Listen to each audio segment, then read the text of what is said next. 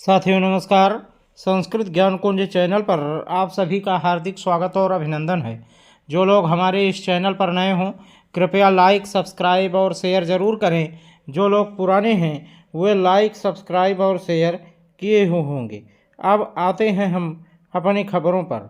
खबर ये है कि जो अभी आपको हम बता रहे थे कि आपका केस चल रहा है हाई कोर्ट में।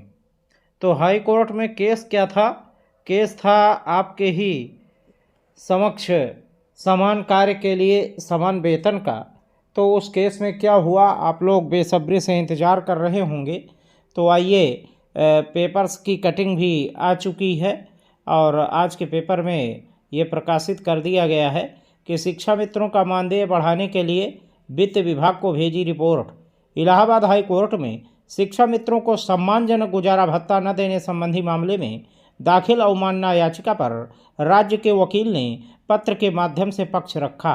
कहा, करीब 1,50,000 शिक्षा मित्रों के मानदेय वृद्धि का मामला है सर, अत्यधिक वित्तीय बोझ हो जाएगा, इसीलिए वित्त विभाग को सहमति के लिए रिपोर्ट भेजी गई है। न्यायमूर्ति पीयूष अग्रवाल की अदालत वाराणसी के विवेकानंद की अवमानना याचिका पर सुनवाई कर रही है। याचिका के अधिवक्ता सत्येंद्र चंद्र त्रिपाठी ने बताया कि 2023 में शिक्षा मित्रों को समान कार्य के समान वेतन की मांग करते हुए एक याचिका दाखिल की गई थी।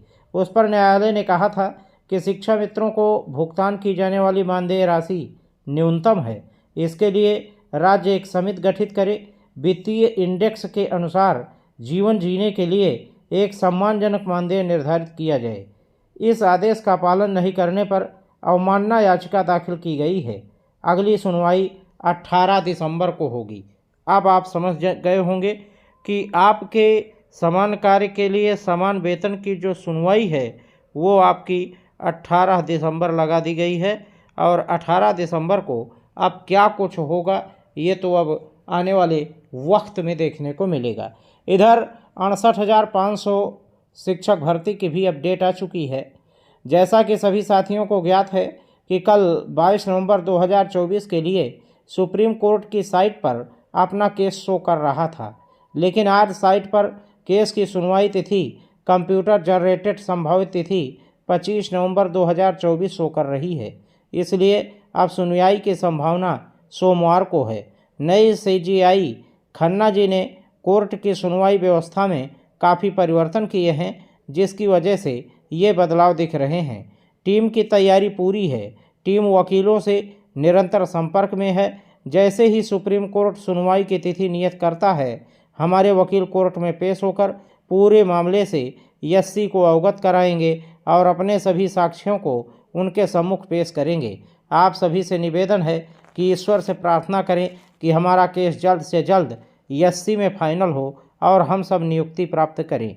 संयुक्त टीम बीटीसी वाईएसएम उत्तर प्रदेश, इस प्रकार की पोस्ट जो है संयुक्त टीम की तरफ से हमें प्राप्त हुई, तो हमने कहा अपने साथियों को भी बता दें। इधर 69,000 शिक्षक भर्ती के लिए रिजवान अंसारी की भी पोस्ट हमें प्राप्त हुई है। रिजवान अंसारी जी कह रहे हैं कि आज माननीय सर्वोच्च न्यायालय में 69,000 शिक्षक भर्ती केस में अहम सुनवाई हुई। दोनों पक्षों का रिटर्न सबमिशन सबमिट हो चुका है। दोनों पक्षों की सहमति से कोर्ट ने इस प्रकरण में फाइनल सुनवाई हेतु 27 नवंबर डेट फिक्स कर दी है। उम्मीद है कि आगामी तारीख पर फैसला रिजर्व हो जाएगा। आज की सुनवाई के दौरान कोर्ट में टीम की तरफ से अपने याचियों का पक्ष रखने के लिए सीनियर एडवोकेट अजीत कुमार सिन्हा साहब के साथ पूरा पैनल उपस्थित रहा। सीनियर एडवोकेट अजीत कुमार सिन्हा साहब सुप्रीम कोर्ट बार एसोसिएशन के उपाध्यक्ष रहे हैं और झारखंड हाई कोर्ट में जज की नौकरी छोड़कर वकालत कर रहे हैं। उनकी सीनियरिटी का अंदाज़ा इसी बात से लगाया जा सकता है कि सुप्रीम कोर्ट ने उन्हें कई मामलों में कोर्ट का सलाहकार नियुक्त किया हुआ है। ऊंट चाहे जिस करवट बैठे, हमारे वकीलों को विश्वास है कि हमारे याचियों को राहत दिए बिना भर्ती बचाना असंभव है, क्योंकि आज टीम की तरफ से कुछ ऐसे डॉक्यूमेंट्स दाखिल हुए हैं जिनसे हमारा टारगेट और आसान हो जाएगा। द लायंस टीम, इस प्रकार की बातें रिजवान अंसारी जी ने कह रखी हैं। तो आपका भी अब केस जो है इसी नवंबर महीने की 23 तारीख को सुना जाना है और इधर 18 दिसंबर को आपके समान कार्य के समान वेतन के लिए ये सुनवाई होनी है। अब देखना होगा कि क्या कुछ कोर्टों से निकल कर के आता है, ये चीज़ देखने योग्य होगी। तो जैसे भी चीज़ें सामने आती हैं हम तुरंत आपको हर टाइम टू टाइम बताते रहेंगे। इसके लिए आप बने रहें हमारे साथ संस्कृत ज्ञान कुंज चैनल पर।